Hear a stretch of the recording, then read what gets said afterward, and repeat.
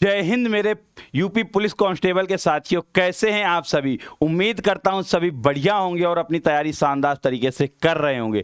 लेकिन जब से नोटिफिकेशन में पता चला है कि अब आपके पद बढ़कर 52,699 हो गए हैं, तो बहुत से वह बच्चे जो तैयारी नहीं करना चाह रहे थे, अब उनका भी मन हो गया कि नहीं, इस बार हम तैयारी करेंगे और अपनी एक नौकरी पक्की करेंगे। लेकिन उनको अभी तक ये जानकारी नहीं कि सर इसमें पूछा क्या जाता है, सिलेबस क्या है, चैप्टर कौन कौन से आते हैं। तो किसी को भी परेशान होने की जरूरत नहीं है। आ गया हूं मैं लेकर आपके लिए पूरा संपूर्ण सिलेबस, एक एक चैप्टर, जो कि आपको बताऊंगा कौन से चैप्टर से कितना वेटेज है और कौन से चैप्टर आपके पेपर में पूछे जाते हैं। ऑफिशियल सिलेबस है, तो दोस्तों सभी लोग वीडियो के अंत तक जरूर बने रहिएगा और पूरे सिलेबस को देख लीजिएगा। उसके बाद अपनी तैयारी को एकदम शानदार तरीके से आगे बढ़ाते हुए इस बार अपने सपने को साकार करिएगा। तो दोस्तों शुरू करते हैं हम लोग यूपी कांस्टेबल का सिलेबस। तो सिलेबस से पहले मैं आप सभी को बता दूं कि इसमें कौन से क्वेश्चन कितने आते हैं, जो कि ये यूपीएसआई का ऑफिशियल नोटिफिकेशन होता है,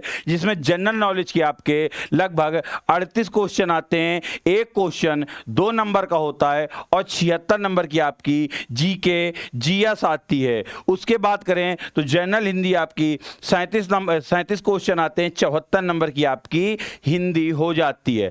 उसके बाद न्यूमेरिकल मेंटल एबिलिटीज, मतलब जो आपकी गणित है, गणित आपके 38 क्वेश्चन आते हैं और रीजनिंग आपकी 37 क्वेश्चन आती है। कितनी दोस्त? 37 क्वेश्चन आती हैं। लगभग दोनों का अगर मिला लें तो यहां से भी आपके 150 नंबर बनते हैं और यहां से भी आपके 150 नंबर बनते हैं। टोटल 300 नंबर हो जाते हैं और 150 क्वेश्चन हो जाते हैं। समय आपको कितना मिलता है? समय आपको 2 घंटे का मिलता है।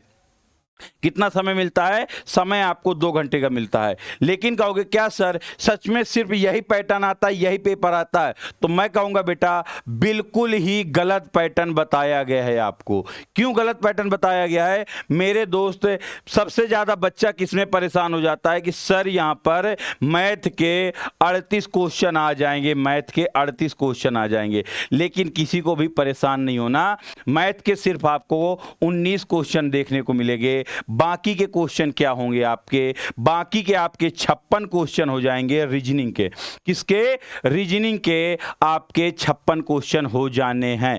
तो परेशान नहीं होना, रीजनिंग आसान होती है और रीजनिंग अकेले 112 नंबर का दमखम रखती है। तो अगर उत्तर प्रदेश में आपको कांस्टेबल बनना है तो रीजनिंग जरूर अपनी मजबूत रखनी है, और रीजनिंग अगर आपने मजबूत कर ली तो सिलेक्शन आपका तय है। और रीजनिंग मैं पढ़ाता हूं आपके लिए रोज शाम 9 बजे इसी चैनल पर। तो जरूर अभी से शुरुआत कर दीजिएगा, क्योंकि टॉपिक वाइज लेवल वाइज शुरू कर चुका हूं मैं आप सभी के लिए रीजनिंग की क्लासेस। अगर अब इसके बाद अब हम बात करें सिलेबस की, तो ये ऑफिशियल सिलेबस है। आप देख सकते होंगे कि इसमें समान हिंदी का सिलेबस लिखा है, इसमें समान ज्ञान का सिलेबस है, यह समान हिंदी का है, ये गणित का है। उसके बाद करें तो ये आपका रीजनिंग का है। रीजनिंग में 2 पार्टों में रीजनिंग आती है, तभी लगभग 56 क्वेश्चन आपके किसके हो जाते हैं? रीजनिंग के हो जाते हैं, क्योंकि पार्ट ए और पार्ट बी हो जाता है। अभी आपको इसमें दिखाई नहीं दे रहा होगा, तो आपके लिए मैं बिल्कुल एक एक चैप्टर अलग करके लाया हूं और आप यहां पर देख सकते हैं पूरे चैप्टर मैंने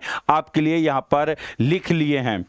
अगर मैं हिंदी की बात करूं तो हिंदी में कौन कौन से चैप्टर आते हैं? तो हिंदी और अन्य भारतीय भाषाएं, उसके बाद भाषाएं, हिंदी व्याकरण एवं मौलिक ज्ञान। जो हिंदी व्याकरण का मौलिक ज्ञान होता है वही सभी चैप्टर आपके सामने ये दिख रहे होंगे। हिंदी वर्णमाला, मुहावरे एवं लोकोक्ति, विलोम, अनेकार्थी, भिन्न समश्रुति, भिन्नार्थक, और उसके बाद रस, छंद, अलंकार, सभी चैप्टर आप देख रहे होंगे यहाँ पर। हिंदी के ये सारे चैप्टर आपके सामने लिखे हुए हैं। उसके बाद अगर बात करूं जीके जीएस के सिलेबस की, कि जीके जीएस में क्या पूछा जाता है, तो भारतीय इतिहास, उत्तर प्रदेश की शिक्षा, उसके बाद संस्कृति परंपराएं सामाजिक प्रथाएं, उसके बाद भारतीय संस्कृति, भारतीय अर्थव्यवस्था, जनसंख्या, पर्यावरण एवं शहरीकरण, उसके बाद में भारतीय और विश्व भूगोल एवं प्राकृतिक संसाधन, उसके बाद मानव अधिकार, भारतीय संविधान, भारतीय कृषि, भारत और उसके पड़ोसी देश, राष्ट्रीय अंतर्राष्ट्रीय पुरस्कार एवं महत्वपूर्ण दिवस।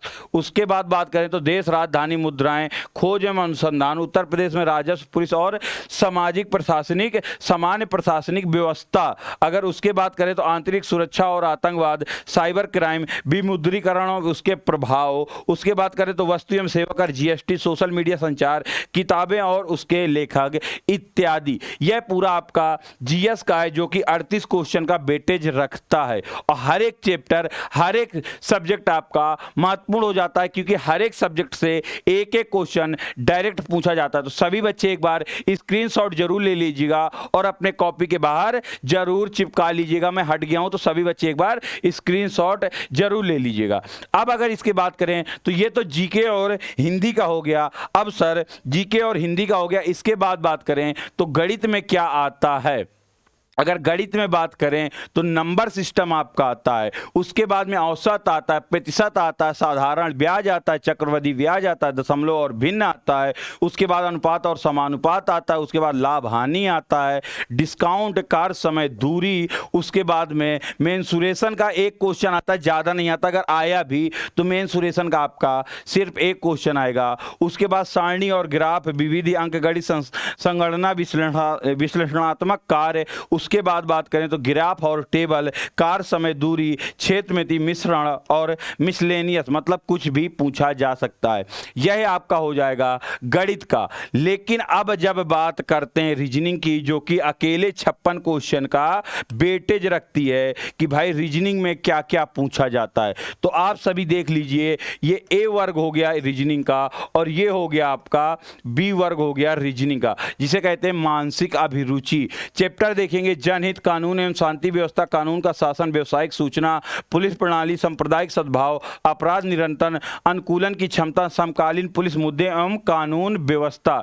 ये हो जाते हैं आपके मानसिक अभिरुचि कि आपकी सोच क्या रखती है पुलिस के प्रति, समाज के प्रति। बहुत साधारण से क्वेश्चन होते हैं और अक्सर बच्चे इसको गलत करके भी आ जाते हैं। लेकिन आप जब एक बार इसको पढ़ लेंगे तो उसके बाद कभी भी आप इस जो ये सेक्शन बी है रीजनिंग का, इसमें एक भी क्वेश्चन आप गलत करके नहीं आएंगे। उसके बाद अगर बात करें रीजनिंग में सेक्शन ए की, तो वर्गीकरण, श्रृंखला, कोडिंग, डिकोडिंग, समस्या को सुलझाना, शब्द निर्माण, वर्णमाला, भिन्नता, खाली स्थान भरे, समानता, विभेदन क्षमता, अवधारणा, पर्यवेक्षण और शब्द और आकृति वर्गीकरण, रक्त संबंध, दिशा और दिशा का ज्ञान, रक्त संबंध, वर्णमाला पर आधारित प्रश्न, संबंध व समानता, अधूरी श्रृंखला को पूर्ण करना, संकेतिक लिपि और सांकेतिक लिपि, समय क्रम परीक्षण, जिसे कहते हैं हम रैंकिंग कहते हैं। उसके बाद करें तो वेन आरेख और चार्ट इत्यादि चैप्टर आपके रीजनिंग से पूछे जाते हैं। तो दोस्त इसका भी आप सभी क्या कर लीजिए, स्क्रीनशॉट ले लीजिए। उम्मीद करता हूं पूरे चैप्टर आपको अच्छी तरीके से समझ में आ गए होंगे और सभी चैप्टर्स को आपने देख भी लिया होगा। अगर सभी चैप्टर्स को आपने देख लिया और अपनी कॉपी में सजा लिया है तो याद करिएगा मेरे दोस्त, अगर आपको अपने सपने को पूरा करना है तो इन सभी चैप्टर्स को पढ़ना भी पड़ेगा, डीप से पढ़ना पड़ेगा। तो आज से ही अपनी कमर को कस लीजिए और जी जान लगा दीजिए कि इस बार आपको एक वर्दी अपने जिस्म पर चाहिए ही चाहिए। तो उम्मीद करता हूं सभी दोस्तों ये बात समझ गए होंगे और अपनी तैयारी को शुरू कर चुके होंगे। वीडियो अगर आपको अच्छा लगता है तो वीडियो को लाइक करिए, कमेंट करिए और चैनल को अगर अभी तक सब्सक्राइब नहीं किया है तो चैनल को सब्सक्राइब करके बेल आइकन जरूर दबाइए। जय हिंद, जय भारत।